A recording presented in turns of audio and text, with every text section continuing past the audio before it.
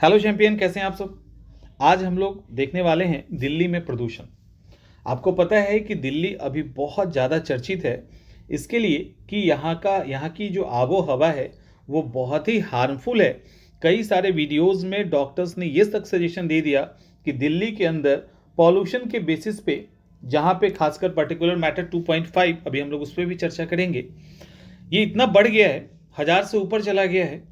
अब इसके कारण दिल्ली पे इमरजेंसी घोषित करनी चाहिए।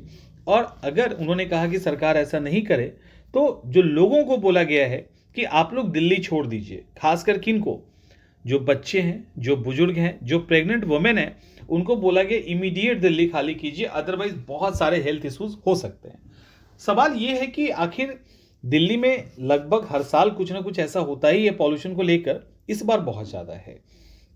कई कारण हैं, कई कारण है। और दिल्ली पता है दिन में कुछ इस तरह से दिख रहा है, शाम होते तो स्थिति बहुत खराब हो जा रही है। तो अगर हम कारण की बात करें तो वो कमोबेश वही कारण है जो और जगह पे होता है, like air pollution. Air pollution का कारण क्या है? पेट्रोल डीजल से चलने वाली गाड़ियाँ, उद्योग से निकलने वाला धुआं, कूड़ा करकट जलाना, पराली जलाना। पराली जलाने का मतलब क्या होता है? आपने सुना होगा हरियाणा में, पंजाब में जब धान गेहूं आदि की खेती हो जाती है तो खेत में छोटा छोटा टुकड़ा नीचे का जड़ से थोड़ा सा ऊंचा हिस्सा रह जाता है, बाकी को तो काट लेते हैं। वो जो रह जाता है, जो जिससे चारा बनाया जा सकता है, लेकिन इतना अधिक खेती ही होता है कि आखिर कितने का चारा बनेगा। ये लोग क्या करते हैं, किसान लोग, बहुत मेहनत लगता है तो ये लोग खेत में आग लगा देते हैं। ये इमेज आपको दिख रहा होगा। उस आग लगाने के कारण बहुत अधिक पॉल्यूशन होता है और वो पॉल्यूशन दिल्ली में उसका असर दिखता है। अब उसका असर दिल्ली में क्यों दिखता है वो देखेंगे अभी। साथ में जनसंख्या वृद्धि होने के कारण जो टाउन प्लानिंग है वो बिल्कुल ही डिस्टर्ब यानी क्रैश हो चुका है। इतना ओवर पॉपुलेशन है जिसके कारण ओवर व्हीकल है, ओवर व्यवस्थाएं करनी पड़ती है और शहर भी अनप्लान्ड हो चुका है। तो ये सारे वो मेजर रीज़न है जिसके कारण पॉल्यूशन होता है दिल्ली में, प्रदूषण। और ऐसा नहीं है कि ये सिर्फ दिल्ली की दिक्कत है। अलग अलग मेट्रो सिटीज़ के अंदर चले जाओ, आप कलकत्ता चले जाइए, आप बंगाल, मतलब आप के मुंबई चले जाइए, इवन आपका अगर छोटा सा शहर है लाइक लखनऊ है, पटना है, ऐसे शहर हैं, वहाँ पर भी आप देखोगे कि पॉल्यूशन बहुत अधिक है।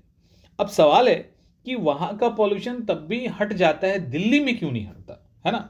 ये इंपॉर्टेंट है। एक एक करके हम लोग देखते हैं कि दिल्ली के अंदर जो पॉल्यूटेड एयर है वो जमा क्यों हो जाता है, जमा क्यों हो जाता है। सबसे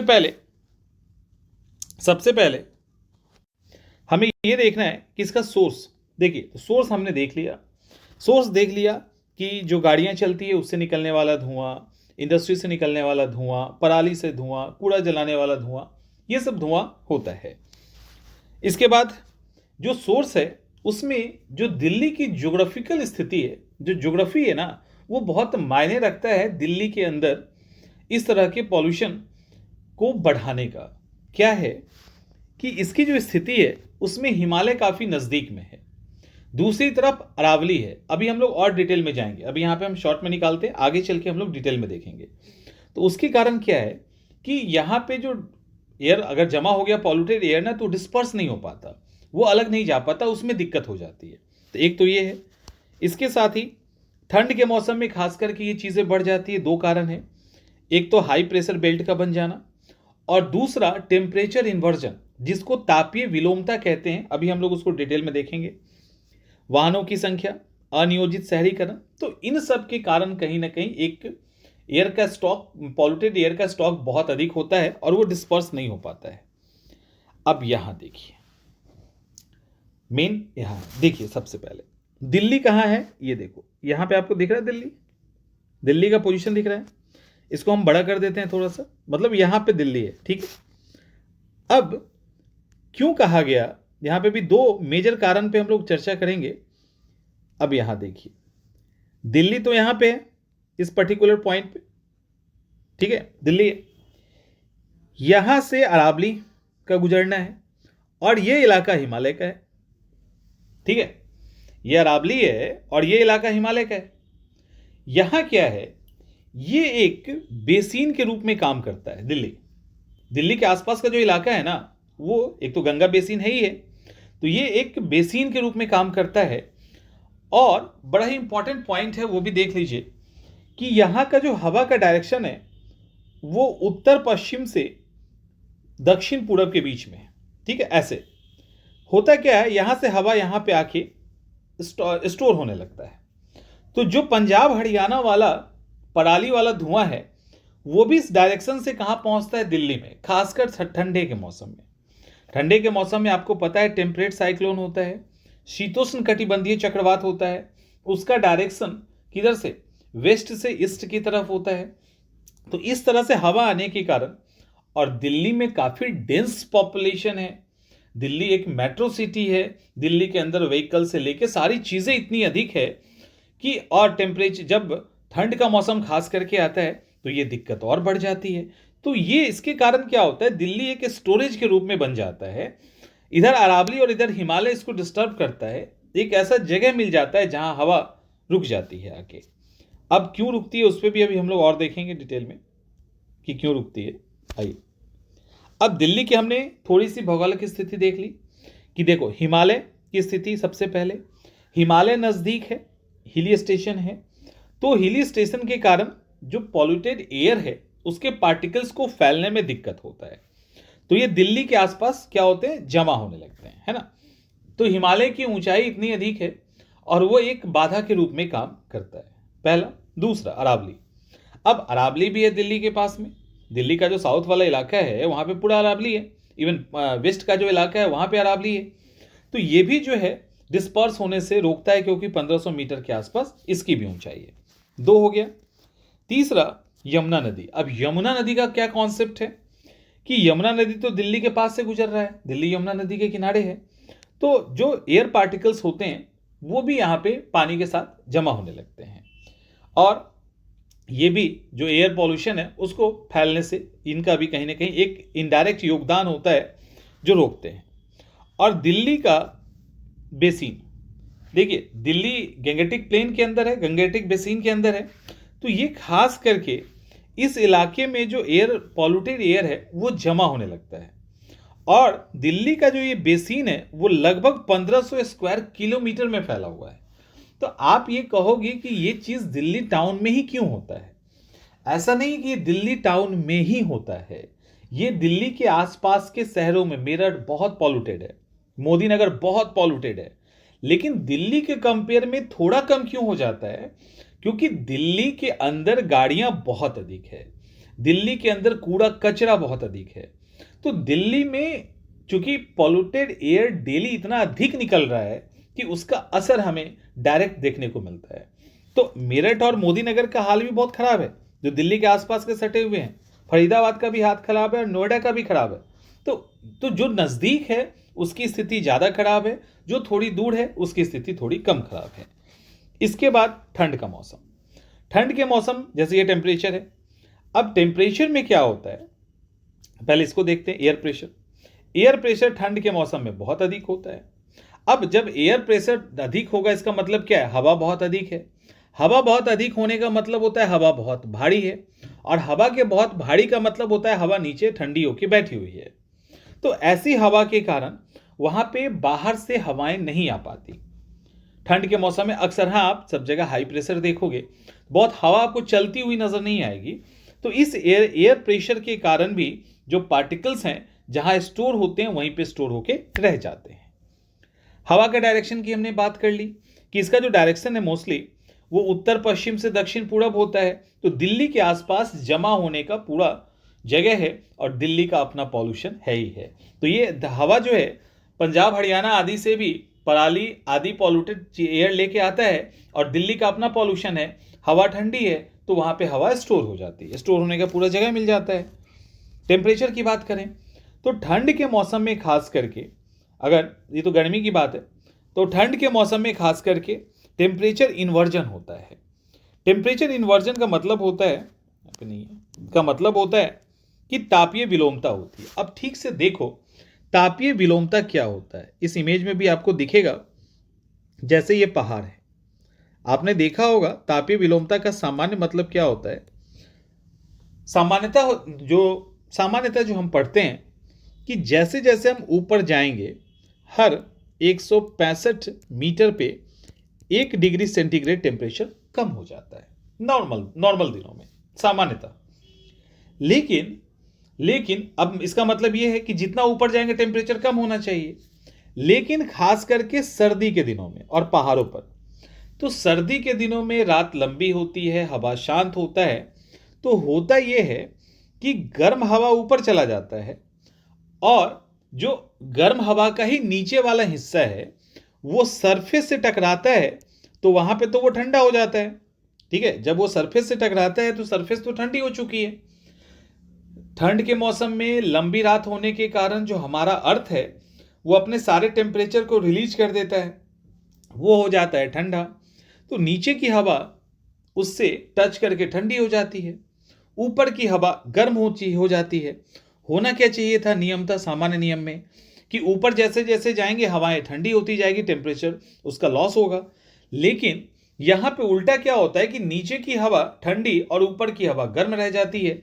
तो जो ठंडी हवा है वो भारी होती है, तो वो बहुत ऊपर तक जाता नहीं है, ऊपर में गर्म हवा उसको कवर करके रखता है, तो एक तरह से वो कवर के अंदर रह जाता है। और ये बहुत बड़ा रीजन है दिल्ली में पॉल्यूशन का को मतलब अस्थायी बना के रखने का। और दिन में भी जो आप धुंध जैसी स्थिति देखते हैं उसके पीछे यही तापीय विलोमता होता है। और इसको खासकर कैटाबेटिक और एनाबेटिक विंड के फॉर्म में हम पहाड़ों पर देख सकते हैं। जैसे पहाड़ों पे आप देखोगे तो तापीय विलोमता हर रोज दिखेगा। पहाड़ के ऊपर देखना कि हमेशा पहाड़ की चोटियों पे होटल्स या घर बने होते हैं, नीचे नहीं होता। नीचे नहीं होता क्यों? क्योंकि जो पहाड़ के ऊपर की ठंडी हवा है ना, भारी होकर नीचे आ जाती है और नीचे से गर्म हवा को ऊपर भेज देता है। तो रात के समय घाटी काफी ठंडा हो जाता है और ऊपर का जो हवा है वो गर्म हो जाता है, तो थोड़ा राहत मिलता है। यहां भी उल्टा हो रहा है, ठंडी हवा को ऊपर होनी चाहिए क्योंकि टेम्परेचर लॉस होता है ऊंचाई बढ़ने से, लेकिन यहाँ उल्टा हो रहा है, पहाड़ के ऊपर गर्म हवा है, उसके कंपेरिजन में उसके नीचे ठंडी हवा है। तो ये तापीय विलोमता भी ठंड के मौसम में दिल्ली में टेम्परेचर, दिल्ली में जो पॉल्यूशन मेंटेन है उसका बहुत बड़ा कारण एक ये भी होता है। ठीक है, अब आप जब पॉल्यूशन की बात करेंगे तो वहां पे पीएम की बात खूब होती है, पार्टिकुलेट मैटर की बात बहुत होती है। ये पार्टिकुलेट मैटर क्या होता है? जो पीएम मैटर है, पार्टिकुलेट मैटर का मतलब होता है छोटा छोटा पार्टिकल्स। ठीक है, इसको आप ऐसे देखो कि आप कभी शाम के टाइम में आप जिस भी शहर में रहते हो, छोटा बड़ा से मतलब नहीं है, आप निकलो तो आपको चेहरे पे, आपके हाथ पे हवा के साथ कुछ ना कुछ पार्टिकल्स नजर आएगा। वही जो पार्टिकुलेट मैटर उसी को कहते हैं, दैट इज पार्टिकुलेट मैटर यानी पीएम। अब ये जो पीएम है इसके साइज में अंतर होता है। जो बहुत महीन होगा वो ज़्यादा हार्मफुल हो सकता है, जो मोटा है वो तो टकरा उकड़ा के रह जाएगा। तो वैसी स्थिति में ये जो पार्टिकुलेट मैटर है सॉरी, वायु प्रदूषण में ये सबसे बड़ा रोल प्ले करता है। ठीक है, सबसे बड़ा रोल। और ये आज आसानी से फैल भी जाता है, जैसे यहाँ पर देखिए साइज अलग अलग बताया गया है, तो आसानी से फैल जाता है, सांस से हमारे अंदर चला जाता है। इसलिए कहा जाता है, क्या कहा जाता है कि शाम में आइए, अगर आप बहुत ज़्यादा पॉल्यूटेड जगह से आए हो तो आप गुड़ खा लो, इस तरह की चीज़ें खा लो जिसके कारण डस्ट निकल जाए। अब ये जो पार्टिकुलेट मैटर है, ये मैटर के साइज अलग अलग होते हैं। जैसे PM10 होगा, PM2.5 होगा। अब देखो जैसे PM10 है ना, ये माइक्रोमीटर दिख रहा है और उससे कम आकार के होते हैं।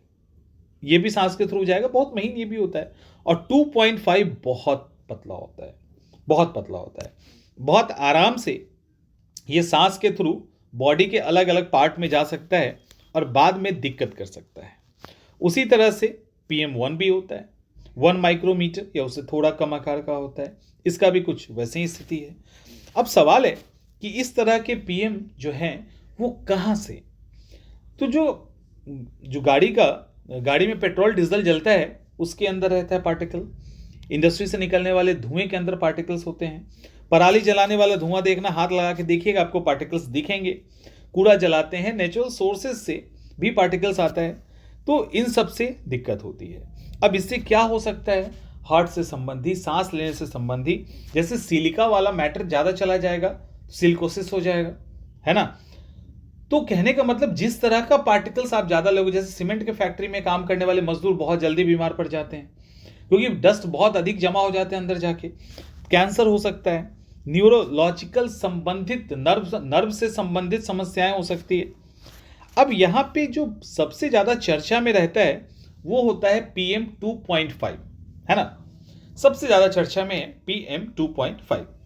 ये PM 2.5 इतना छोटा होता है कि हम सांस लेंगे वो हमारे अंदर जाएगा और हमारे ब्लड के साथ बॉडी के अलग अलग ऑर्गन में जाके वो स्टोर हो जाएगा और आगे जाके वो प्रॉब्लम क्रिएट कर सकता है।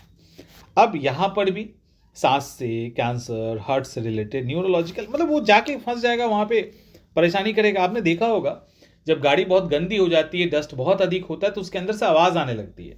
वो आवाज़ क्या होता है? वही सब जो गंदगी है ना, वो इतना जमा हो जाता है कि वो वहाँ से साउंड निकालने लगता है। गाड़ी को वॉश करवा दो, वो ठीक चलता है। तो वही हाल होता है इंसान का, बॉडी पार्ट के अंदर वो जमा होने लगता है।